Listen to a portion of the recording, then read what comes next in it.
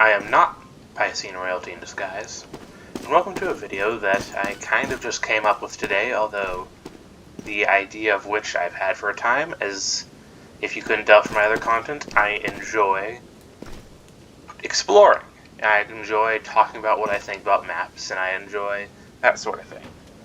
I'm not all too knowledgeable about map design, although I do wish I was. I just don't entirely have the motivation to actually get into it. I tried Hammer once, and that went poorly. But I wanted to talk about this map, because I was playing some of this game earlier today, and I had some things to say. This is Day of Defeat Source. Some of y'all might know it. This was released by Valve in 2005. It is a first-person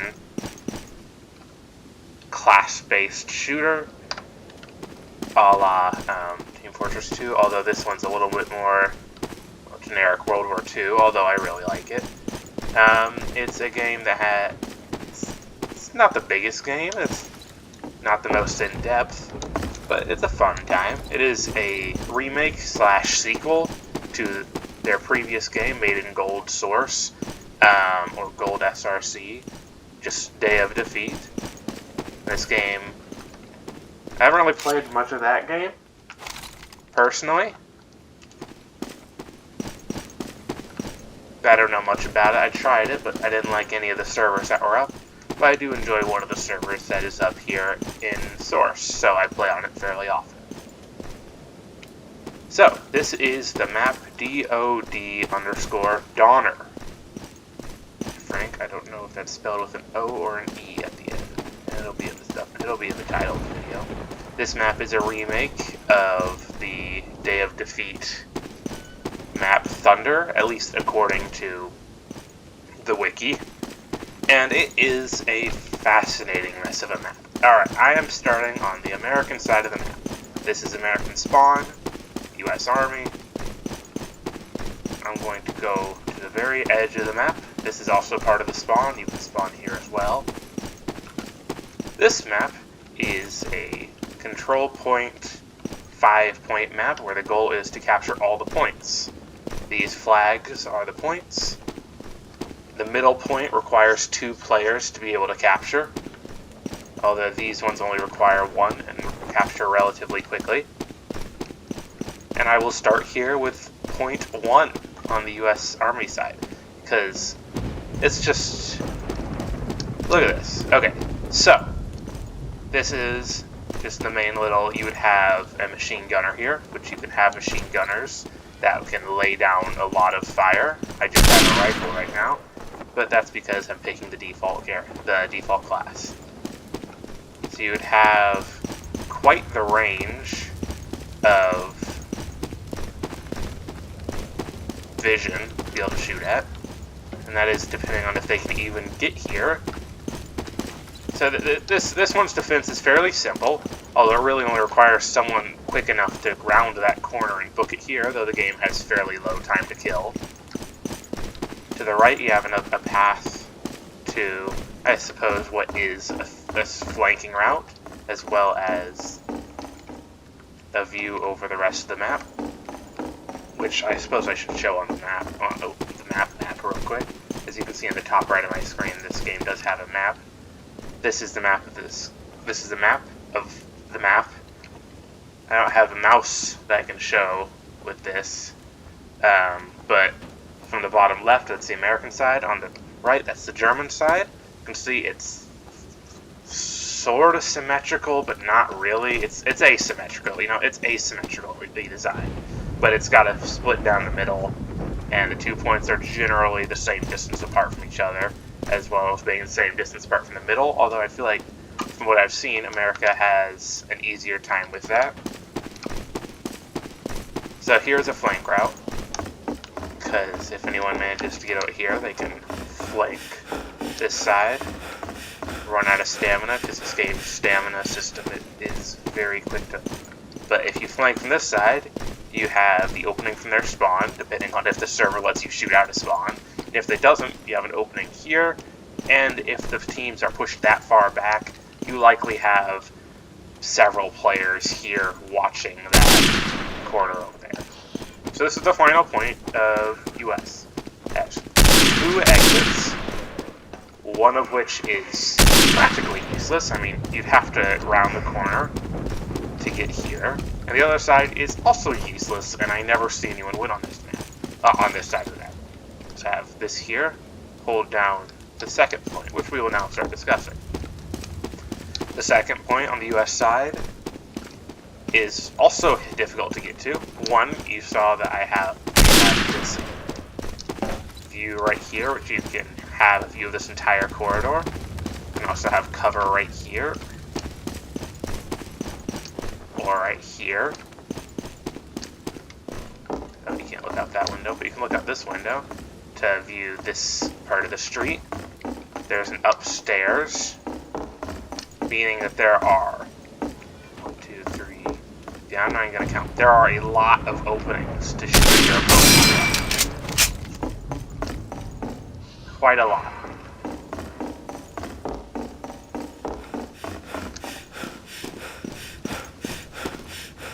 So the time, again, I've mentioned it before, the time to kill is extremely low.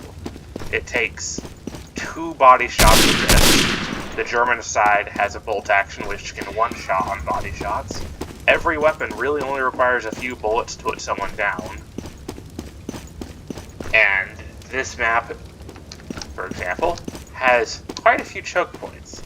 Let me discuss this flanking route for both sides real quick.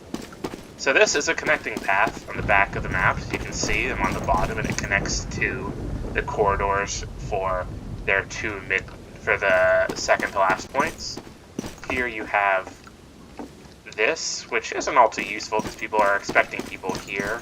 You have someone back here with a machine gun.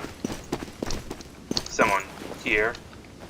Maybe not, but someone here certainly with a machine gun, although barrels don't last very long.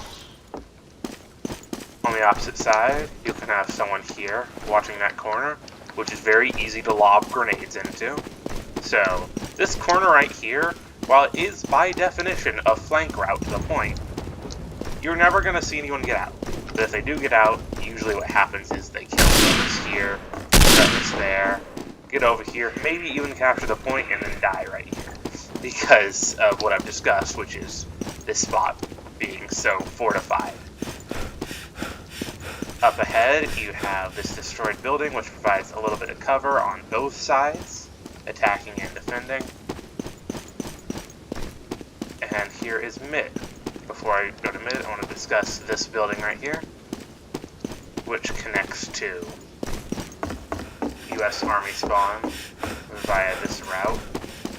Or at least it connects to, I'll be able to say it much better.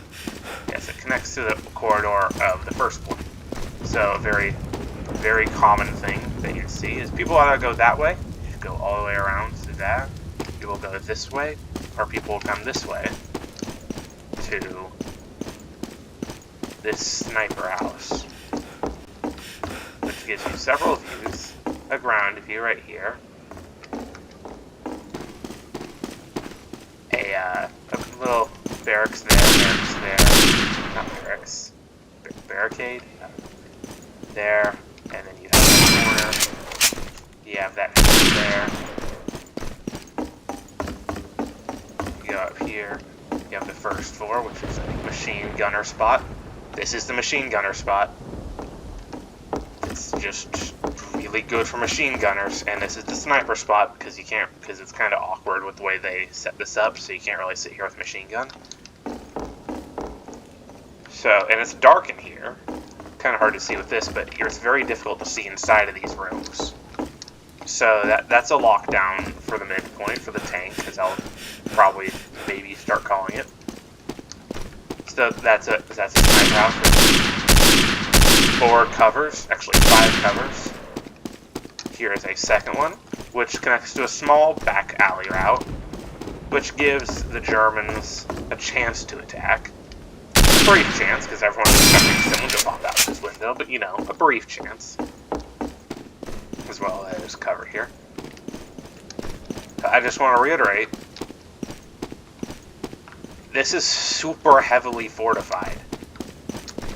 The American side has 1, 2, 3, 4, 5, 6, 6-ish spots that you could have someone who can insta-kill someone coming around the corner, as well as their own big sniper house. So the other side is a sniper house. This one's just kind of objectively better from what I've seen. Again, I'm not a map designer. I don't know what makes it better, but for some reason, this one just works out more. Oh, actually, looking at it, I can see. Anyway, here is a small back alley, which connects the two halves without having to be in the middle. Although you'll likely come across some issues there. And we're on the German side of the tank. This is the tank point. As you can see on the bottom of my screen, I need a teammate in order to capture it. This is I don't know what to call this spot, the mid-house, I suppose, which just gives both teams some sniping opportunities. This is the spot that I see most used because it's a good visual of the sniper house, though it's you are the most obvious target right there, as well as down this alley which connects to the backyard, and this which is kind of pointless. This connects on both sides. I kind of went the weird route, but connects on both sides. So mid is full of cover. There's cover right here. There's cover on this side of the tank. There's cover behind that. There's cover behind those. Have cover here. Have a brief bit of cover right here, though it won't last you very long. Have cover here as well for a bit of upward cover here, although any cover that's connected to this building or in view of this building is dangerous on both sides. So anyone in this building can quickly shut down any cover through these on both sides. You have this looking down this corridor as well as the backyard, which I'll look at in a minute, because I'll start with, I suppose I should start with on the German side for the second half of this video. So that's all the way from the US spawn to midpoint, which you can see is highly fortified, very tight corners, very little room to hide, plenty of spots for snipers and machine gunners, plenty of it's well fortified. One could say that this would be well fortified in a real situation. Maybe, I don't know. I don't do war. But at the same time, it's nigh impossible to turn this corner. And then if you do, it is basically impossible to turn this corner, which is probably why the last one's so close. Because they couldn't quite make it work any further than that. Because that is about as far as maybe 2 players can take it to this point.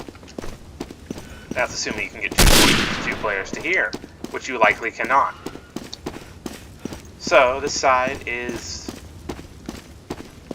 nigh unbreachable. It's just very easy to defend. On the German side, let's go to the Wehrmacht.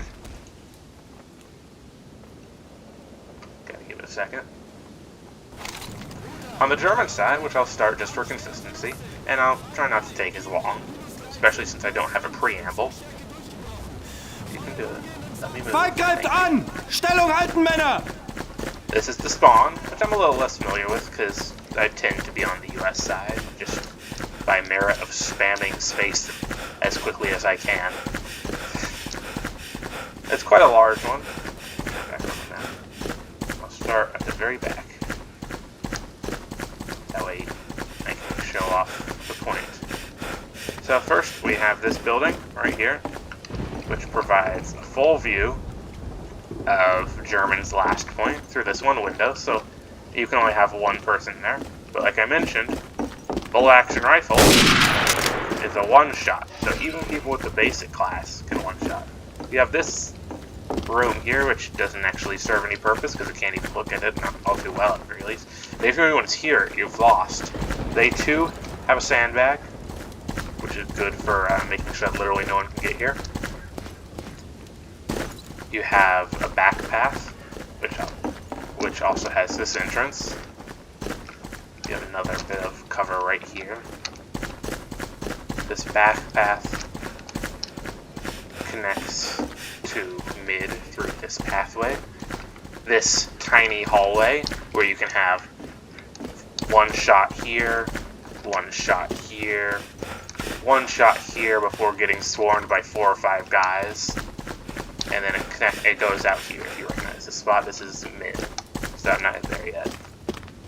So this is supposedly a flank route to last, but if you have, like I saw in the last game I did, a machine gunner here, well, that's never happening. So that's a dud of a flank route.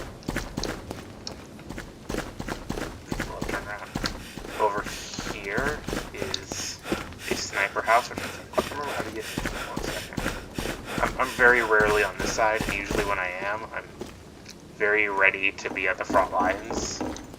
This is a way in there. Okay, this is the way in there. So this is machine gunner hell. Look at this giant range. Look at how dark it is in here. I can barely see myself. So, you are invisible. You are invisible laser beam of death. That is overviewing this entire section. Here's the second part. As you can see, it is so I feel like the Americans have to work a little harder to get to the point because there's a jump right here. So, not that it's likely that I'm going to be mowed down by a machine gunner. To be fair, you can only have 2 machine gunners per team, but 2 is really all you need. 1 right there, and maybe 1 like right here, and then you have some guy watching back there if anyone cares about it. But if no one can capture this point, well, even if they capture last, it's not like they're going to win, because they won't win. Anyway, defensible spot, defensible spot, defensible spot, defensible spot, defensible spot, defensible spot. Here is sniper house, cafe or whatnot, looking over the section here. So that sniper house is also easily countered by this one. Kind of goes all around. They have 2 windows. This one has a more direct route. So, as I mentioned, there's that back flank route to last. Also a dud of a flanker house, because if you have someone here with good aim, well, everyone over there is going to die. Unless they have quick enough reactions, which this game is a pure reaction shooter a lot of the time. Again, very low time to kill. Here is one of the Americans' only chances of actually maybe getting over there, which is trying to take this house. And again, if there was someone there, you'd never see them. So you could try here, but most of your body's in the open because that's just how cover works with a right-handed model. So maybe right here, but then you're still wide open to that window. That window really kills any chance of getting here. So, anyone that gets over here, runs over here, bam, they're dead. Comes from this side, which is the back route that I mentioned prior. This spot over here, which has a way for the tank, and a way for the Americans to watch this spot. Also, the Americans can stand up here. I feel like this back area is a lot more American friendly because they can just do that. I've already discussed this spot, although I haven't discussed these 2 spots. And again, this leads to a very thin flank route to the tank. Exit this area. So, tiny space. This spot is very often filled with grenades and gunfire, because the person here is difficult to see immediately, so they have a good view of anyone trying to turn this corner to get to Americans' last point, because they'd just be gunned down immediately, or there'd be someone on that spot that I showed right there, which is basically just floating right there.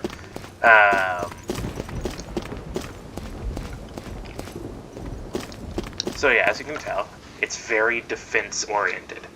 This entire map is very unfriendly to attacking. This is, as I discussed, the other half. And the last thing I'm going to discuss before going into my overall thoughts and just overview is the sniper house here. It connects this little flank route here, as with the one over there. Although I don't think I've ever really seen, I've seen it a few times, people use the flank route behind that sniper house in order to get to the point, but it's just so risky and kind of doesn't work. You know, you have a small cover. If you're American, you can have cover here, depending on if no one comes over here and sees you, or over here and sees you. Suppose you can have this as a German. The glass is shootable, so upstairs is a terrible spot for shooting. You have this metal grate as cover, and that's about it.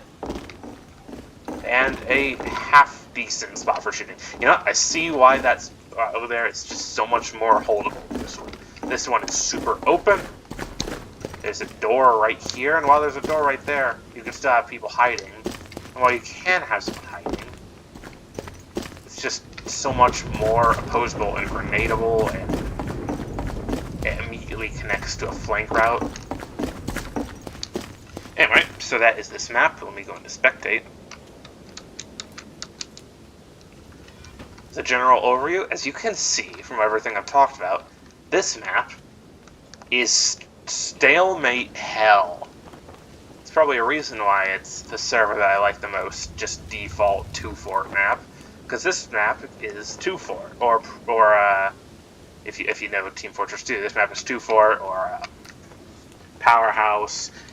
It's just those bad, always in a stalemate maps.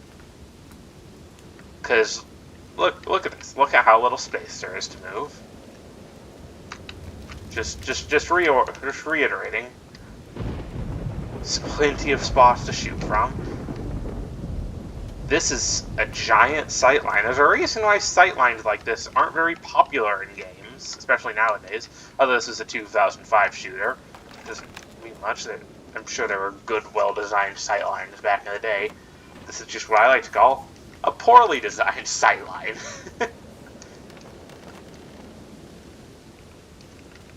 Because they have the height advantage, they have the darkness advantage.